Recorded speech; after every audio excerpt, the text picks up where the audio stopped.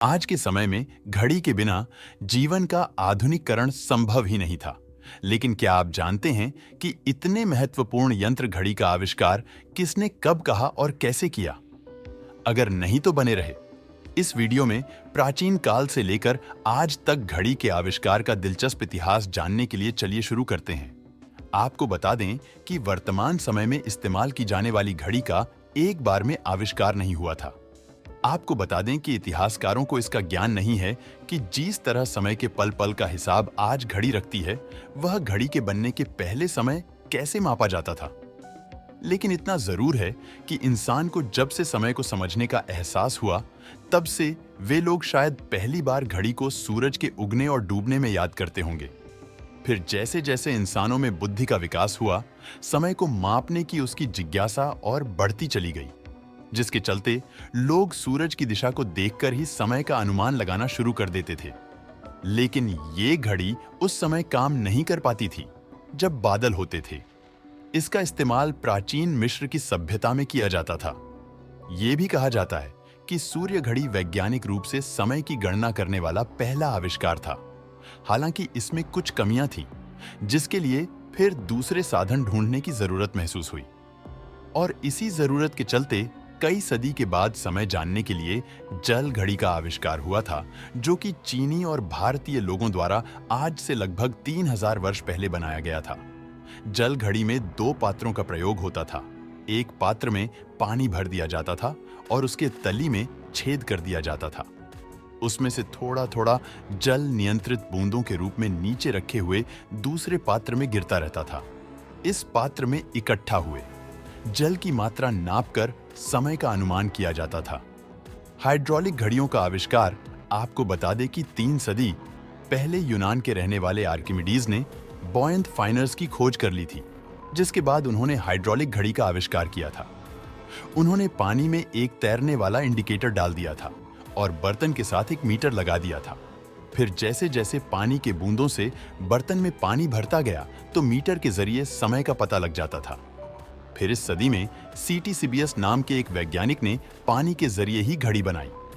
उन्होंने एक चाबीदार घड़ी को तैरने वाले धातु पर लगाकर किसी बर्तन में डाल दिया और फिर उस छड़ के चाबी को एक चाबीदार पहिए से जोड़ दिया, जो कि पहले से ही कुछ अंकों को दर्शाती थी।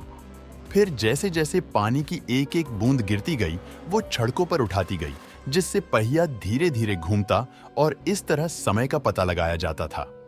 आपको बता दें कि फिर इसी तरह जल का प्रयोग करके कई सदियों तक कई देशों में वाटर क्लॉक टावर बनाया गया, जिसके सबूत आज से लगभग 2300 साल पहले प्राचीन यूनान में मिलते हैं, जिसमें पानी से चलने वाली आलम घड़ियां बनाई गई थी, जिसमें पानी के गिरते स्तर के साथ तय समय बाद घंटी बज जाती थी, जो उस समय में एक बहुत ही बड़ा आविष्कार हुआ करता था।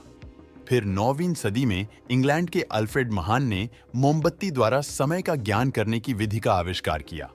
उन्होंने एक मोमबत्ती पर लंबाई की और समान दूरियों पर चिन्हित कर दिए। फिर मोमबत्ती के जलने पर सभी चिन्ह तक उसकी लंबाई के पहुंचने का निश्चित समय दर्ज कर लिया जाता था।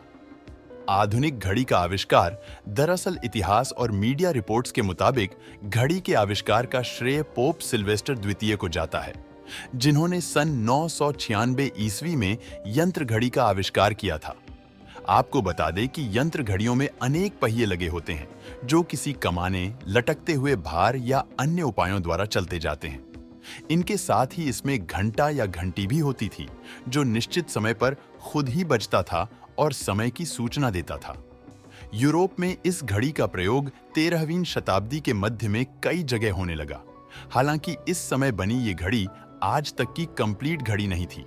उसके बाद सन 1300 में हेनरी डीविक ने चक्र डायल तथा घंटों से निर्देश देने वाली पहली घड़ी बनाई थी, जिसमें भी मिनट और सेकंड की सुई नहीं थी। 16वीं शताब्दी तक घड़ी जीस रूप में थी। वो काफी बड़ी थी। घड़ियां बाजार, महल या किसी सार्वजनिक स्थल पर लगी होती थी, इसलिए घड़ी को एक जगह से दूसरी जगह ले जाना बहुत मुश्किल था। इतिहासकारों के मुताबिक सन 1577 में घड़ी के मिनट वाली सुई का आविष्कार स्विट्जरलैंड के जॉस बर्गी द्वारा उनके एक खगोल शास्त्री मित्र के लिए किया गया था, जिसका प्रयोग घड़ियों में किया जाने लगा उस समय घड़ी के अंदर के पार्ट बहुत ही वजनी हुआ करते थे, इसलिए समय समय पर घड़ी को छोटा और हल्का करने के लिए कई प्रयास होते रहे और जर्मनी के नूर्नबर्ग शहर में पीटर हेनलेन ने एक ऐसी घड़ी बना ली थी जिसे एक जगह से दूसरी जगह ले जाया जा सके।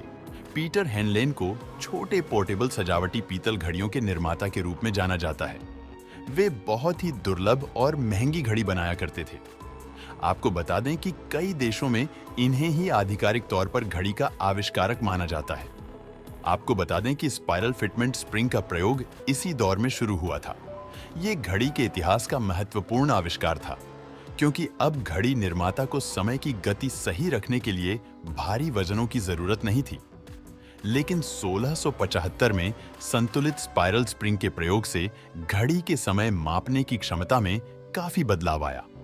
घड़ी अब हर घंटे यहां तक कि मिनट मापने में भी कारगर हो गई थी और साथ साथ घड़ी के उपयोग करने के तरीके में भी परिवर्तन आ गया था। अब घड़ी फैशन एक्सेसरीज के रूप में इस्तेमाल होने लगी है।